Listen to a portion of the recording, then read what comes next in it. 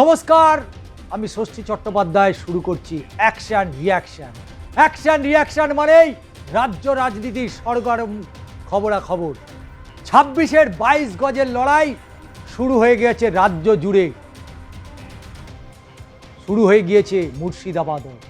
নবাবের জেলায় এবার বহুমুখী লড়াই। গড় রক্ষায় শেষ চেষ্টা অধীরের। কোন ফুলে ভরসা রাখবে মুর্শিদাবাদ? ২৬-এ গোটা রাজ্যের ভরকেন্দ্র যদি হয় ভবানীপুর, তাহলে অবশ্যই অন্তঃকেন্দ্র মুর্শিদাবাদ জেলা। তাই নজর তো মুর্শিদাবাদের দিকে রাখতেই হবে, কারণ মানুষ কোন ফুলে ভরসা রাখবে। যেন একটা টান টান সিনেমার স্ক্রিপ্ট। কোনো চরিত্র ৩০ বছরে গড় ফিরে পেতে মরিয়া, তো কোনো চরিত্র হায়দ্রাবাদ থেকে ১৫০০ কিলোমিটার পেরিয়ে এসে ভাবছেন উল্টে পাল্টে দেবেন জেলার সমীকরণ। আর কোনো চরিত্র ধর্মের আবেগ ধরতে গিয়ে শুকনো ক্যামেরায় বলে ফেলেছেন গোপন কথা। কোন প্লেট ওয়াকআপ আগুনে পুড়ে ছারকার একের পর এক গাড়ি পড়ছে লাশ। কোন দৃশ্যে হই হই করে মাথায় তুলছে বাবরি মসজিদ। আর ক্লাইম্যাক্স সব হিসেব ঘুরিয়ে দিচ্ছে এসআইআর। দূর থেকে একটা ফ্রেমের মধ্যে দেখলে বোধ হয় মুর্শিদাবাদ জেলাটাকে এখন অনেকটাই এইরকমই লাগবে। লড়াই যে এবার কার সঙ্গে কার বোঝা কঠিন। ভোটের মাত্র দিন দশেক আগেও বদলে যাচ্ছে সমীকরণ। ২৬-এ গোটা রাজ্যের ভরকেন্দ্র যদি হয় ভবানীপুর, তাহলে আবারও বলছি অন্তঃকেন্দ্র মুর্শিদাবাদ জেলা। ধুলিয়ান থেকে বেলডাঙ্গা, অদিত চৌধুরী হার থেকে বাইরান বিশ্বাসের উত্থান, হুমায়ুনের স্ট্রিং ভিডিও থেকে ওয়েসির পাল্টি। গত ৫ বছরে অনেক কিছুর সাক্ষী থেকেছে ভাগীরথী। আর যার মুখে ভাগীরথীতে ভাসিয়ে দেওয়ার কথা শোনা গিয়েছিল, সেই হুমায়ুনই এবার নবাব সিরাজদৌল্লার জেলায় বসে বলে বসলেন সংখ্যালঘুদের বোকা বানানোর খুব সহজ। বহুমুখী লড়াইতে আদতে কার লাভ হবে মুর্শিদাবাদে? রাজনৈতিক প্রেক্ষাপট, বাম আমলেও যে জেলায় কংগ্রেস নিজেদের অস্তিত্ব জানান দিচ্ছিল তার নাম মুর্শিদাবাদ। তবে ৯০-এর দশকের মাঝামাঝি সময় একটা নামই বদলে দিল কংগ্রেসের সমীকরণ। আরএসপি ছেড়ে অধীর রঞ্জন চৌধুরী কংগ্রেসে যোগ দেওয়ার সময়ও হয়তো অনেকেই বুঝে উঠতে পারেনি নবাবের জেলায় সাম্রাজ্যের অধিপতি, সব সাম্রাজ্যের পতন। তবে ২০২৪-এ সেই পতন দেখল বাংলা। এবার রবিনহুডের ঘুরে দাঁড়ানোর লড়াই। তৃণমূলে থাকাকালীন আজকের বিরোধী দলনেতা শুভেন্দু অধিকারীর হাত ধরে সবার অলক্ষ্যে সংখ্যালঘু ভোট সরে গিয়েছে তৃণমূলের দিকে। তারই ফল দেখছে ২০২১, ২০২৪ ২২টি বিধানসভা কেন্দ্রের ২০টিতেই জয় পেয়েছিল শাসক দল তৃণমূল কংগ্রেস। ৭০% সংখ্যালঘু জেলায় ২টি আসনে বিজেপির জয় মুর্শিদাবাদের রাজনীতিতে অন্য মোড় এনেছে। তবে সব উত্থান পতনের পর ২৬-এ এবার নতুন প্রেক্ষাপট তৈরি করছে তৃণমূলের সর্বভারতীয় সাধারণ সম্পাদক অভিষেক বন্দ্যোপাধ্যায়। এই পরিস্থিতির পিছনে ৩টি এজেন্সির ভূমিকা আছে বলে উল্লেখ করেছে। তার কথায় একটি এজেন্সির নাম নির্বাচন কমিশন, দ্বিতীয় এজেন্সি অধীর রঞ্জন চৌধুরী, আর তৃতীয় হলো মিম হুমায়ুন কবিরের জোট। যদিও অভিষেকের এই বক্তব্যের পর ইতিমধ্যেই মিম হুমায়ুনের জোট ভেঙে দফারাপা হয়ে গেছে। বারবার বদলে যাওয়া সমীকরণের দিশেহারা রাজনৈতিক বিশ্লেষকরাও। আর এদিকে মুর্শিদাবাদ জেলার সব পক্ষ সংখ্যালঘু ভোট জোটাতেই ব্যস্ত। 70 আর 30% হিসেব মশগুল, তখন বড় ধাক্কা দিয়েছে এসআইআর। এক ধাক্কায় জেলায় প্রায় 7 লক্ষ ভোটারের নাম বাদ পড়েছে। এর প্রভাব যে কোন শিবিরে পড়বে তার হিসেব কষা শুরু করে দিয়েছে সমস্ত রাজনৈতিক দল। কারণ মুর্শিদাবাদ জেলায় যখন সব পক্ষ সংখ্যালঘু ভোট জোটাতে ব্যস্ত, তখন কাটাকাটির অঙ্কে কে এগিয়ে যাবে। কারণ এক ধাক্কায় জেলায় 7 লক্ষ ভোটারের নাম বাদ পড়েছে। এর প্রভাব যে অবশ্যই এই 26-এর ভোটে যে পড়ছে এ কথা বলার অপেক্ষা রাখছে না। নজরে কোন কোন কেন্দ্র? জেলায় মোট 22টি বিধানসভা কেন্দ্র, এর মধ্যে বেশ কয়েকটি রাজনৈতিক গুরুত্ব শুধু জেলার নয়, গোটা রাজ্যের অন্য তাৎপর্যপূর্ণ। বহরমপুরে এবার অধীর শক্তি রুখতে ময়দানে থাকবে বিজেপি তৃণমূল উভয়ই। 21-এ সুব্রত মৈত্রের হাত ধরে এই আসনে বিজেপি দখল করতে পেরেছিল। অন্যদিকে এই জেলায় রয়েছে সেই সাগরদিঘি, যে কেন্দ্রের উপনির্বাচনে তৃণমূল বিজেপি বিরোধী জোটকে অক্সিজেন জুগিয়েছিলেন। কিন্তু কয়েক মাসের মধ্যেই সেই বিধায়ক হাত ছেড়ে দেন। সেই বাইরন এবার তৃণমূলের প্রার্থী। এদিকে 21-এর মুর্শিদাবাদ প্রায় পুরোটাই আয়ত্তে এনে ফেলতে এবার 7 কেন্দ্রে তৃণমূল বিধায়ক হয় বাদ পড়েছে, অথবা তারা কেন্দ্র বদল করেছে। কোনো কেন্দ্রে বিদ্রোহের সুরও মাথা ব্যথার কারণ হয়ে দাঁড়াচ্ছে শাসক দলের। তৃণমূলের হাতে থাকা রেজিনগর, নওদা আম জনতা উন্নয়ন পার্টির চেয়ারম্যান হুমায়ুন কবির নিজেই প্রার্থী হয়েছে। তাই সেই 2 কেন্দ্রে যেমন নজর থাকবে বেলডাঙ্গাতেও। কারণ বেলডাঙ্গাতেই হাইওয়ের ধারে শিলান্যাস হয়েছে বাবরি মসজিদের। যদিও হুমায়ুনের স্টিং অপারেশন প্রকাশ্যে আসার পর মুহূর্তে বদলে গেছে হাওয়া। জেলার রাজনৈতিক মহলে কান পাতলেই শোনা যাচ্ছে পদ্মের সংগঠন ক্রমশ শক্তি বাড়াচ্ছে মুর্শিদাবাদে, নবগ্রাম, জঙ্গিপুর। তবে এসআইআর প্রক্রিয়ায় বহু সংখ্যালঘু ভোটারের নাম বাদ যাওয়ায় অধিকাংশ আসনে প্রভাব পড়ার সম্ভাবনা বেশ উজ্জ্বল। তবে অধীর একটা ফ্যাক্টর, না তিনি বাদাম বিক্রি করছেন না। পদ গিয়েছে, সংসদীয় রাজনীতি থেকে বিদায় নিতে হয়েছে। ইউসুফ পাঠানের মতন আনকোড়া প্রার্থীর কাছে হেরেও রাজনীতি থেকে সরেননি অধীর চৌধুরী। নিয়মিত সাংবাদিক বৈঠকে বসেন, সব ইস্যুতে প্রতিক্রিয়া দেন। কংগ্রেসের সভাপতির পদ না থাকলেও বাংলার রাজনৈতিক থেকে আম জনতার কাছে যে অধীর কংগ্রেসের মুখ তা বলার অপেক্ষা রাখে না। প্রায় 25 বছর ধরে সংসদীয় রাজনীতি করা অধীর অন্তত 30 বছর পর আবারও বিধানসভার ভোটের ময়দানে। তবে তার সামনে একাধিক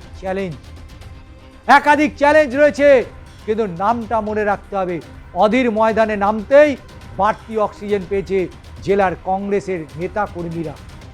আর এই প্রেক্ষাপটে এবার অধীরের হাওয়া মুর্শিদাবাদের একাধিক বিধানসভার আসনে কংগ্রেসের পালে যে হাওয়া লাগার সম্ভাবনা তৈরি হয়েছে। তবে এবারও অধীরের সামনে বড় চ্যালেঞ্জ ইউসুফ পাঠান। একেবারে মাটি আগলে একাধিক কেন্দ্রে তৃণমূলের হয়ে প্রচার চালাচ্ছেন তিনি। আর তা তৃণমূলকে নবাবের গড়ে অনেকটাই এগিয়ে রাখতে পারে বলে মত। কিন্তু বাবরি থেকে স্টিং শিরোনামে হুমায়ুন অধীর চৌধুরী হাত ধরেই একসময় রাজনীতিতে পা রেখেছিলেন হুমায়ুন কবির। কংগ্রেস, তৃণমূল, বিজেপি সব দল ঘুরে ফেলার পর তৃণমূল তাকে টিকিট দিতে দ্বিধাবোধ করেনি। ভরতপুরে তার জয়ের রেকর্ড বেশি, এমনকি নির্দল হয়ে টেবিল চিহ্নে লড়েছিলেন। তৃণমূলকে টপকে গিয়েছিলেন হুমায়ুন। সেবার মাত্র 5000 ভোটে হেরে গিয়েছিলেন কংগ্রেস প্রার্থীর কাছে, আর তৃণমূল প্রার্থীর কাছে 60,000 ভোটে বেশি এগিয়েছিলেন। সেই হুমায়ুনই তৃণমূলের বিধায়ক থাকাকালীন ঘোষণা করেন বাবরি মসজিদ গড়ার, যা ভোট ব্যাংক বড় ফ্যাক্টর হয়ে ওঠে। কিন্তু সব সাজানো বাগান তছনছ করে দিল একটা মাত্র স্টিং অপারেশন। আর সেই ভিডিও ঘিরে তোলপাড় জেলা থেকে রাজ্য রাজনীতি, বিশেষ করে সেই জেলার একটা বড় অংশের সংখ্যালঘুদের মধ্যে এর প্রভাব পড়েছে। যেভাবে সংখ্যালঘুদের বোকা বানানোর কথা বলতে হুমায়ুনকে শোনা গিয়েছে, তাতে তার উদ্দেশ্য নিয়ে সন্দেহের বাতাবরণ তৈরি হয়েছে। মিমের গোপন খেলা তৃণমূলের কথায় তারা বিজেপির বি টিম। পশ্চিমবঙ্গে মিম নতুন নয়, 21-এর বিধানসভা নির্বাচনেও আইএসএফের সঙ্গে জোট বাঁধার ইচ্ছা প্রকাশ করেছিল মিম, আসাউদ্দিন ওয়েসির দল। কিন্তু 26-এর বিধানসভা নির্বাচনে যেভাবে চর্চায় উঠে এসেছে মিমের নাম, তা কসমিন কালেও দেখেনি পশ্চিমবঙ্গ। বিহার বিধানসভা নির্বাচনে পশ্চিমবঙ্গের সীমান্ত ঘেঁষা বিধানসভা আসনগুলোতে যেভাবে জয় পেয়েছে ওই দল, তারপর থেকেই সন্দেহটা বাড়াচ্ছিল। আর তারপরে প্রকাশ্যে আসে বিহার ঘেঁষা কয়েকটি জেলায় রীতিমতো জেলা সংগঠন তৈরি করে ফেলেছে আসাউদ্দিন ওয়েসির দল। এবার মুর্শিদাবাদ সহ বেশ কয়েকটি জায়গায়, অর্থাৎ 14টা জায়গায় তারা প্রার্থী দিয়েছে। ফলে ভোট কাটাকাটির একটা বড় আশঙ্কা রয়ে যাচ্ছে। তবে আরও বিষয় রয়েছে, যেগুলো হচ্ছে দগদগে ধুলিয়ান। রাজনীতির মঞ্চে দাস পরিবার, এপ্রিল 2025, আর 5টা বিক্ষোভের মতোই সংবাদ মাধ্যমে এসে পৌঁছেছিল সেই শামসেরগঞ্জের ঘটনা, শামসেরগঞ্জের সেই খবরটা। কিন্তু সেই আগুন যখন নিভল, তখন পাড়ায় পাড়ায়, অলিতে গলিতে উঠে এলো বিভৎস ছবি। দগ্ধ কঙ্কালসার বাড়িগুলোর মধ্যে সংসার হাতড়ে বেড়াচ্ছেন মানুষজন। বিক্ষোভ শুরু হওয়ার ঠিক পরের দিন জাফরাবাদে উদ্ধার হয় পিতা পুত্রের দেহ। রক্তে ভেসে যাচ্ছে, কুপিয়ে খুন করার অভিযোগ ওঠে। তাই এবারে বিজেপির হয়ে ভোট প্রচারে হিংসায় মৃত হরগোবিন্দ দাসের স্ত্রী পারুল দাস, মৃত চন্দন দাসের স্ত্রী পিঙ্কি দাস। তারা বলছেন হরগোবিন্দ দাসের পরিবার, তারা বম সমর্থক ছিল, কিন্তু নৃশংসভাবে খুনের ঘটনার পর বামেদের তরফ থেকে কেউ যোগাযোগ করেনি বলে অভিযোগ। কিন্তু শামসেরগঞ্জ বিধানসভার বিজেপি প্রার্থী তিনি বলছেন কে কি আলাদা কোনো অ্যাডভান্টেজ দেবে, কারণ পারুল পিঙ্কির উপস্থিতি। কারণ রাজনৈতিক মহলের মত সেই সম্ভাবনা বেশ উজ্জ্বল। আর বেলডাঙ্গার প্রভাব ইভিএমে, ভিন রাজ্যের বাঙালি শ্রমিক আলাউদ্দিন শেখের মৃত্যুকে কেন্দ্র করে এমন পরিস্থিতি তৈরি হলো যে নড়ে চড়ে বসলে খোদ অমিত শাহ, নড়ে চড়ে বসতে হয়েছে অমিত শাহকে। এসআইআরকে তুলে দেওয়া হলো, এনআইএর হাতে তদন্ত ভার গেছে। তাৎক্ষণিক ক্ষোভ নাকি কোনো বড় ষড়যন্ত্র বা উস্কানি, উঠছে প্রশ্ন। এই ঘটনায় ক্ষুব্ধ জেলার সংখ্যালঘু মানুষ, ফলে ভোট বক্সে এর যে প্রভাব পড়বে তা বলার অপেক্ষা রাখে না। অদিত চৌধুরী আর হুমায়ুন কবিরের পরেই নজর কাড়া প্রার্থী তালিকায় নাম আসে বাইরন বিশ্বাসের। আর উপনির্বাচনে কংগ্রেসের টিকিটে জেতা বাইরন এবার তৃণমূল কংগ্রেসের প্রার্থী সাগরদিঘি থেকে। আইপিএস হিসেবে দীর্ঘ সময় মুর্শিদাবাদে বিভিন্ন জায়গায় দায়িত্বে ছিলেন, ফলে এবার ডেবরা থেকে ডোমকল তার কাছে সহজ হবে বলেই মনে করছে তৃণমূলের হুমায়ুন। নবাবের মাটিতে লড়াই কঠিন এবার বিজেপির জন্য, কারণ 21-এর বিধানসভা নির্বাচনে মুর্শিদাবাদ কেন্দ্রের বিজেপির ভোট প্রায় 30% বাড়িয়ে বিজেপির গৌরীশঙ্কর ঘোষ 95,000-এর বেশি ভোট পেয়ে জয়ী হন। বিজেপির সংশয় রয়েছে আরও এক বিধায়ককে নিয়েও, যে বহরমপুরে আসনে জয়ী হয়ে বিধায়ক হন সেই সুব্রত মৈত্র। এবার সেখানে প্রতিপক্ষ অধীর রঞ্জন চৌধুরী। কংগ্রেসের পুরনো কর্মী সুব্রত কি কোনো বিশেষ কৌশল সাজিয়ে রেখেছেন? এদিকে বহরমপুরের বুকে প্রথমবার জোড়া ফুল ফোটাতে মরিয়া রাজ্যের শাসক দল। তৃণমূল প্রার্থী হয়েছেন নারুগোপাল মুখোপাধ্যায়, যিনি শহরের পুরপ্রধান। এলাকায় যথেষ্ট তিনি পরিচিত, এলাকায় শক্ত সংগঠন রয়েছে নারুগোপালের। ফলে বহরমপুরের লড়াই এবার নজরে থাকবে সবার। লোকসভা নির্বাচনে হেরে গেলেও সম্প্রতি এই জেলায় পাড়া বৈঠক শুরু করেছিলেন মোহাম্মদ সেলিম। ডোমকলের মতো হেভিওয়েট কেন্দ্রে বামেদের মুখ তরুণ নেতা মুস্তাফিজুর রানার এলাকার সংগঠন রয়েছে। নজর থাকবে খড়গ্রামের বাম প্রার্থী আশিস মার্জিতের দিকেও। কিন্তু মুর্শিদাবাদের ইস্যু হচ্ছে এসআইআর। মুর্শিদাবাদ জেলায় এবার আসল নায়ক এসআইআর। মির্জাপুরের বংশধররাই বাদ পড়েছেন ভোটার তালিকা থেকে। নাম বাদের তালিকায় সবার উপরে রয়েছে মুর্শিদাবাদের নাম। এই জেলায় 4,55,137 জনকে অবৈধ ভোটার হিসাবে চিহ্নিত করা হয়েছে। বাকি 6,30,671 জনের নাম তালিকায় উঠেছে। ফলে সব মিলিয়ে জেলায় 7.5 লক্ষের বেশি নাম বাদ পড়েছে। রাজ্যের মধ্যে শামসেরগঞ্জ বিধানসভায় সবচেয়ে বেশি নাম বাদ পড়েছে। এসআইআর নিয়ে মানুষের ক্ষোভ, বিজেপির বিরুদ্ধে যাওয়ার সম্ভাবনা প্রবল। তাই দেখার বিষয় কি হতে চলেছে। কারণ গঙ্গার ভাঙন একটা বড় ইস্যু। হাজারদুয়ারির জেলায় একটা বড় ইস্যু গঙ্গার ভাঙন। ফারাক্কা থেকে শুরু করে শামসেরগঞ্জ, সুতি, ধুলিয়ান এবং ভগবানগোলা পর্যন্ত গঙ্গার ভাঙনে ক্ষতিগ্রস্ত হয়েছে বহু মানুষ। বিশেষ করে শামসেরগঞ্জ ব্লকে প্রতি বছর বিঘার পর বিঘা জমি, বাড়ি, এমনকি আস্ত গ্রাম তলিয়ে যায়। এই অঞ্চলে গঙ্গার পাড়ের মাটি মূলত পলি মাটি ও বালি মিশ্রিত, যা খুব সহজেই জলের টানে ধসে যায়। কেউ নদীর গতিপথ পরিবর্তনকে দায়ী করেন, কেউ বলেন ফারাক্কা ব্যারেজের কথা। এরই মধ্যে রয়েছে কেন্দ্র রাজ্যের সংঘাত। আর এহেন অভিযোগ পাল্টা অভিযোগের শিকার হচ্ছেন মুর্শিদাবাদ জেলার একটা বড় অংশের মানুষ, যার প্রভাব ভোট বক্সে পড়ার আশঙ্কা রয়েছে। পরিযায়ী শ্রমিক, সেটাও একটা বড় ইস্যু। এটাও একটা বড় ইস্যু। এই জেলায় বহু মানুষ ভিন রাজ্যে কাজ করেন।